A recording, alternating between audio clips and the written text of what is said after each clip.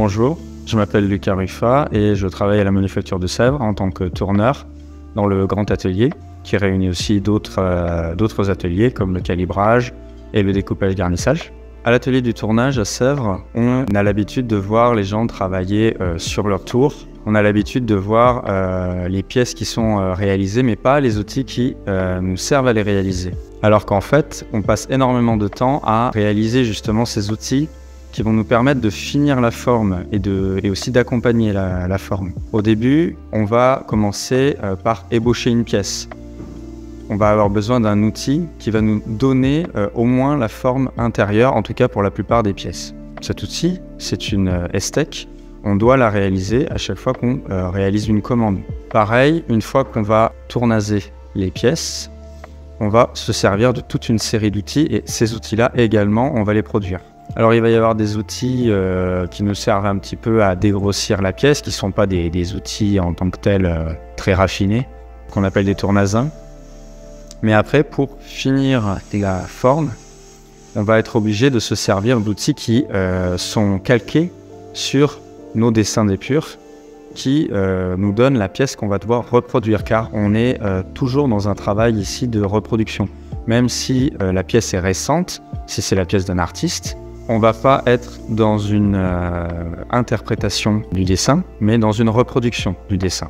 Et pour cela, on va avoir besoin de toute une série d'outils qui nous permettent de coller parfaitement à la ligne du dessin.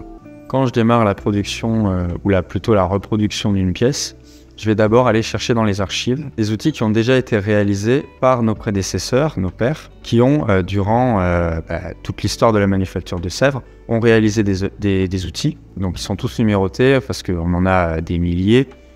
C'est plus facile de s'y retrouver. La première chose que je vais faire, c'est vérifier l'état des outils, s'ils sont encore utilisables et aussi quelles étaient leurs fonctions. Je vais donc d'abord vérifier où est-ce qu'on les utilise sur la pièce. Parce qu'on ne va pas pouvoir, selon la complexité de la pièce, utiliser un nombre d'outils limité. Parfois, on va être obligé de démultiplier le nombre d'outils pour pouvoir réaliser la pièce humainement parlant, évidemment. Et en fonction de la complexité, il peut y en avoir beaucoup. Ça peut vraiment être un jeu de puzzle, en fait. Tous les outils que je vais pouvoir réutiliser, je ne vais pas chercher à les refabriquer. Je vais juste leur faire un petit lifting. Je vais les remettre à la ligne et je vais les réaiguiser pour qu'ils soient réutilisables.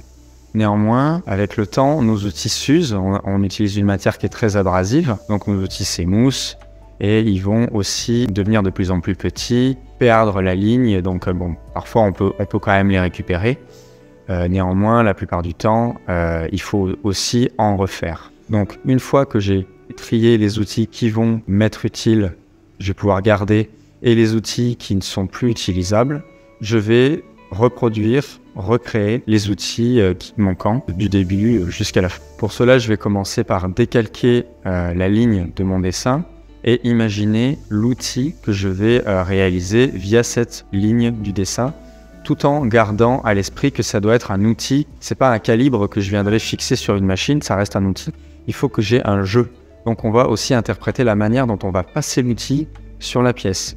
Donc on va décalquer la ligne tout en conservant un jeu qui va nous permettre d'utiliser l'outil. Une fois que j'ai décalqué la forme, l'outil, je vais utiliser ce calque pour réaliser, tracer un outil sur une plaque de métal, une tôle. Alors au début, on va découper le métal au burin, donc bon, c'est une méthode un peu archaïque mais qui fonctionne bien. Puis ensuite, on va venir reprendre la ligne, l'outil à la lime, d'abord des grosses limes pour dégrossir. Mais c'est quand même un outil qui à la fin doit avoir une lame, une ligne parfaite, sans accroc. Donc on va revenir avec des limes plus douces, peaufiner et donner par exemple la courbure de la ligne du dessin. Et on va ensuite venir l'aiguiser sur la meule pour venir lui donner un tranchant. Car c'est vraiment le tranchant qui va nous permettre, à la toute fin de la réalisation de notre pièce, dégrossir la dernière épaisseur qui va nous permettre de lisser et donner vraiment la ligne parfaite à notre pièce. Toutes ces étapes demandent beaucoup de minutie. On revient constamment sur notre dessin pour vérifier que la ligne est bonne, car au début, quand on dégrossit au burin et à la lime, évidemment, ça crée des angles, c'est pas droit et c'est pas lisse. Or, ça va tout de suite se voir sur notre pièce s'il y a ne serait-ce qu'un tout petit grain ou un tout petit morphile sur notre lame. Donc on va venir, avec des limes douces, reprendre l'outil jusqu'à ce que la courbure, la ligne soit parfaite et soit la plus douce possible avant de l'aiguiser.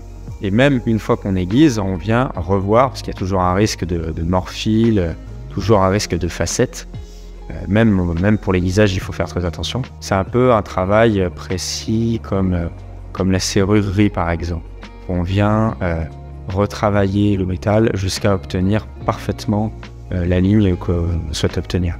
Si on fabrique autant d'outils et qu'on prend autant de soin à fabriquer ces outils, c'est tout à la fois pour avoir des pièces d'une grande qualité, c'est aussi pour pouvoir reproduire fidèlement la pièce et de façon sérielle. On produit jamais des pièces uniques, on produit toujours des séries. Et c'est aussi parce que à Sèvres, on va produire des pièces tournées, mais qui sont considérablement tournasées. L'étape du tournage, pour nous, c'est seulement l'ébauchage. La pâte plastique, on l'emploie seulement pour ébaucher la forme. Une fois que la pièce est séchée, on va travailler énormément le tournasage. Et c'est parce qu'on travaille énormément toute cette facette-là de notre métier qu'est le tournasage, qu'on va fabriquer autant d'outils. On est presque, au-delà du fait d'être tourneur à notre poste, on va passer aussi énormément de temps à fabriquer nos outils.